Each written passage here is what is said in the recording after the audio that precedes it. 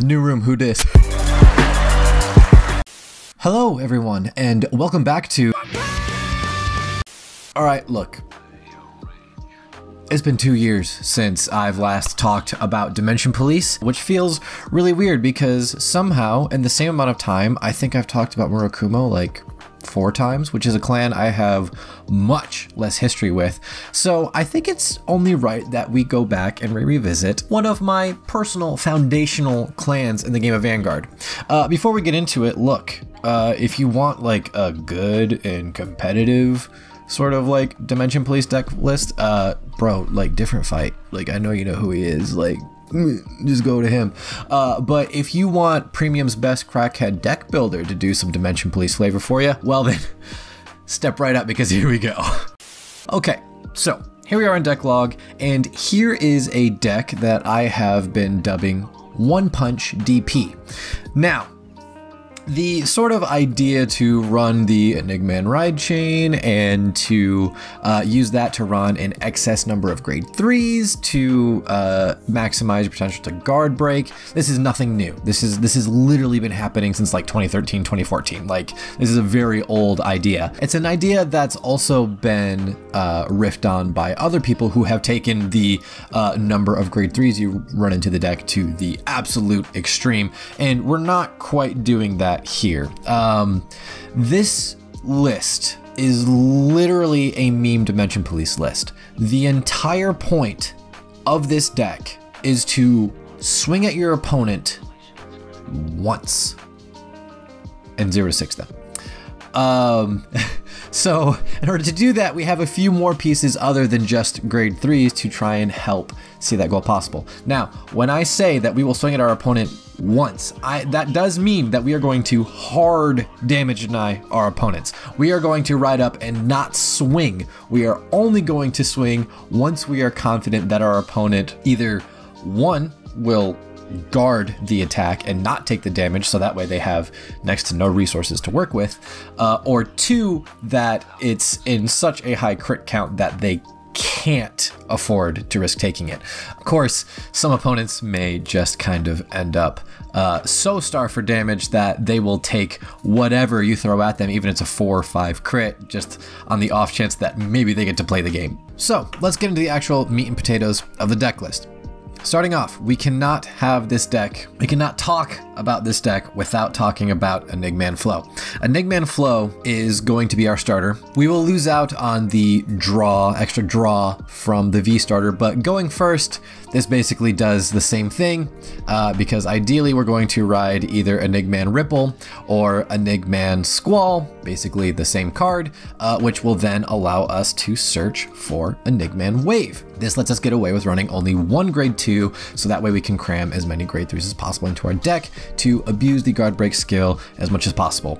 And previous version of this list, the one that I uploaded like 2 years ago, we actually would sometimes kind of use Enigman Wave skill to, when he hit draw card, not in this list. This card may as well be a vanilla because it is not going to do literally anything other than ride up. Now, to finish rounding out our Enigman package, we actually have 1 copy of V Enigman Storm. Now, some of you might be tilting your heads and scratching your chins wondering what this has to do with anything in this list, and honestly, it's not bad. The reason being is that Enigman Ripple can actually search for Enigman Storm. So if we ever want Enigman Storm, we have ways of getting him. But why would you want Enigman Storm? Well, considering we're running the Enigman ride chain anyways, he is going to be a 28k base with all the Enigmen in his soul, and having just 1 Laurel immediately fulfills all of Enigman Storm's power conditions, because once you reach 50k, you're good. With a 28k base and a Commander Laurel on board, he's going to be 56k and 4 crit on a Force 2, and he'll restand. This is incredibly difficult for opponents to deal with when they are sitting at probably grade 2, and we can also add more drives to him with Dizoris. This is somewhat getting ahead of it, but you know what? We basically just have the 1 Enigman Storm for the high roll because if we go first and we happen to have a Commander Laurel in hand, we can just go into Storm and sometimes just completely blow our opponent. Honestly, it's worthy of building its own deck around, which I have also done, but that's for a later date. From here, it's just very much your standard kind of premium Dimension Police fare. We've got the Die Liner, because this is literally the card that premium Dimension Police has been built around for years. Basically, all he has to say is that 10k shield and we're good, but sometimes being a 33k 3 crit beater can be scary for your opponent to deal with as well. Dizoris, like we already mentioned, to give our Vanguard power and drive checks, to also maximize on those guard breaks. And we have Dimension Robo Diarm, just because, you know, a lot of premium decks have ways of getting pretty fat hands, and this is just an easy way to punish your opponent for that. This could also be Taser Lage. You know, this honestly, this lineup, as long as you've got your die liners, very fluid. But where we differentiate from usual Dimension Police lists, more so than just the Enigma and Storm anyways, is we have a full playset of tyfyghtr. Not typically something you will see in premium Dimension Police lists, but we are running this for purely one reason. You see, with this deck's whole goal being to just guard break the opponent and kill them in one hit, that got a little bit harder with the last premium collection, because now we have G guards that function as perfect guards, and our old friend Linka only targets sentinels, doesn't actually target a G guard without the sentinel keyword that just says this cannot be hit. tyfyghtr, however, and his stride that we'll get to a little bit later, doesn't care. Doesn't care if something has a sentinel keyword or not. So that's kind of our backup plan, just in case we can't guard. We're up against a clan that has a perfect guard G guard. And then just to kind of round things out, we've got reverse Dayusha, just in case our one hit doesn't actually finish the job and we just kind of need just one more thing to kind of try and push the opponent in, because, you know, sometimes we can't one punch and we got a consecutive normal punch to win the game. Other than that, it's basically just things that fuel us trying to one-shot the opponent, which is why we have things like Dijacker, who at the end of the battle he attacks or boosts, you can retire him and give your Vanguard a crit. Since we're just trying to one-shot, any extra crits always going to be welcome, especially since this is a crit that we don't have to see during the drive check. Also, very viable to use this to swing under our opponent's Vanguard and still give our Vanguard a crit. Very similar reason, we have Commander Laurel, doubles our Vanguard's power, gives it a crit. Not much more we can really ask for there. And then we've already gone over the Enigman pieces. We got G guards, or heal guards, I should say.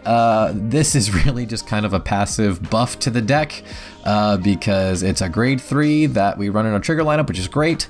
Linka, already talked about her, the thing that makes us just guard break. Crit Sentinels, look man, we're here to have a good time, not a long time. You know what I'm saying?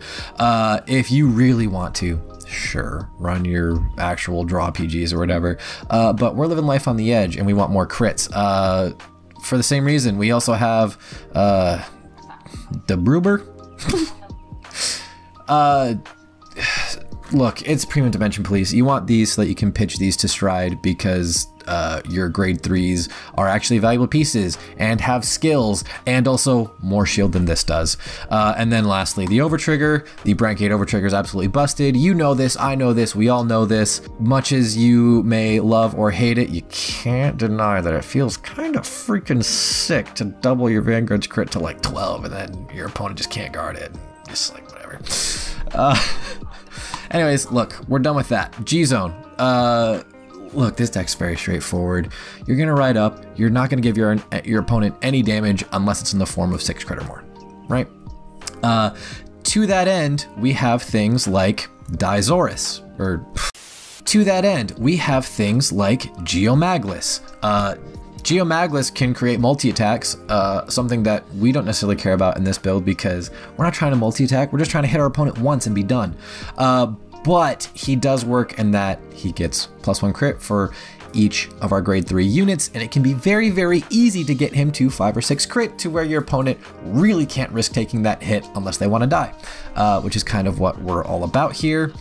Next up, we have the Unibird, which is absolutely amazing. Got the burst keyword, gets a butt ton of power, gets crits and extra drive checks. Literally everything we want to do in this deck. Only thing he could do that we would like to see is restand, but man, when the card is doing so much, what more can you actually want? Then we've got X-gallop, because, you know, good card is good. Just gets absolutely massive, gains some drive checks and restands.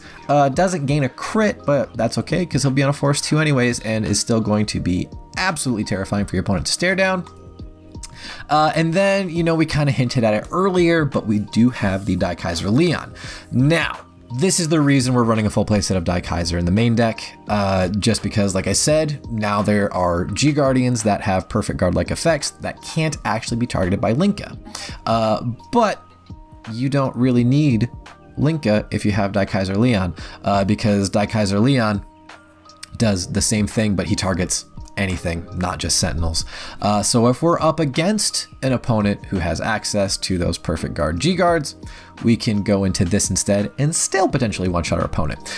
I was also running the Break Ride tyfyghtr in my list back 2 years ago, just because it's tyfyghtr, you know. What kind of sucked about that though is you kind of needed to ride that tyfyghtr first and then ride something with a gift over it to get like the 2 crit and stuff. And this, now we could just ride the new tyfyghtr and have a marker and go straight into Leon, and that's pretty cool. Very, very fringe situation, but you know, just in case. That's kind of the whole thing. If our whole goal is to one-shot our opponent, we have to be ready to one-shot any opponent. And then, you know, the Stark. This really doesn't have to be here. You could run another X-gallop, you could run another Unibird, you could run another of a G-Guard or something. I just think that Dimension Police, and I guess to a certain extent Link Joker as well, can use Stark better than honestly just Nova Grappler. Nova Grappler can't really use Stark very well. It's just not really, you have better finishers in Nova Grappler than Stark.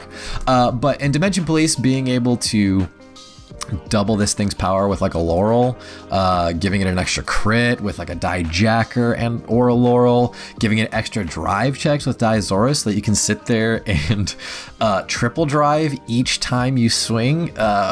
Honestly, Dimension Police, Stark was made for Dimension Police as far as I'm concerned, which probably makes sense why the art was done by Obari.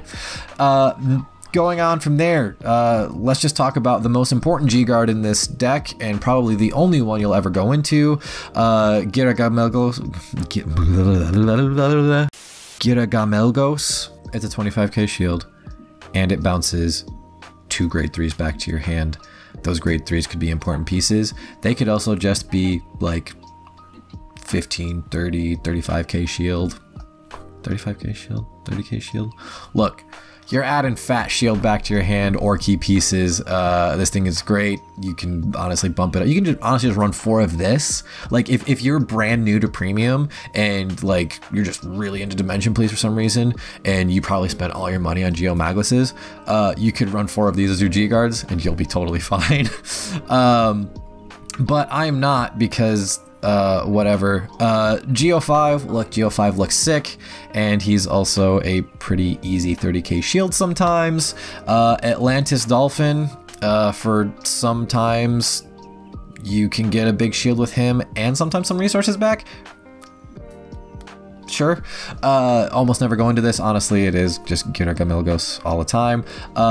We also have one X-Caravu. You could also run the Zeal G-Guard. This G-Guard I like just because you can make your Vanguard 17k base until the end of the turn. And if there's one thing I've learned from playing a lot of Dungaree, it's that a 17k base is not to be scoffed at. So yeah, we're running that too. Honestly, You know, I thought about doing like some combo videos or something for this, but honestly, there is no combo. All you need to do, all you need to know about this deck is that you hard mulligan for one of these. You ride up, not swinging, and then you go into your die liner, and then you go into like Geomaglis or Unibird, and you just try and hit your opponent one time. And this is consistent enough? Is it like, look, are you gonna top with this? Probably not, but it's Vanguard, so anything can happen, I guess. But I mean, as far as meme decks go, this one's pretty good. And trust me, you hit your opponent one time. Like you play against one person and you swing once that entire game and you 0 to 6 them in that one attack. Oh, trust me. Gets the blood pumping and set your soul on fire, and it's awesome. Kind of a quick and dirty one today. But you know, there's not really much that needs to be said, I don't think, about a Dimension Police deck like this. Like I said, ride up, swing once, GG's, get out of there. It's pretty fun though. That being said, I did kind of tease about an Enigman Storm deck. Yes, that is a real thing. Yes, I have built it. Yes, I am still kind of fine-tuning it. And yes, it is actually pretty solid. And I can't tell you how nice it is to have a Dimension Police deck that isn't based around Dimension Robos for the first time in like 3 years. Is it top tier? I don't know. Am I gonna take it to a BCS? Maybe. I don't know, man. Anyways, yeah, like the video, subscribe, comment. It helps me out a lot. I appreciate you a lot for it. I don't know, follow me on Twitter. Twitter these days? Don't know about that. Follow me on Hive. I don't know, dude. Look, if you want to follow me on any, if you want to know what I'm doing, you know how to do it. Follow me on Twitch though. We do stuff there. That's kind of cool. Anyways, I'm rambling. Till next time.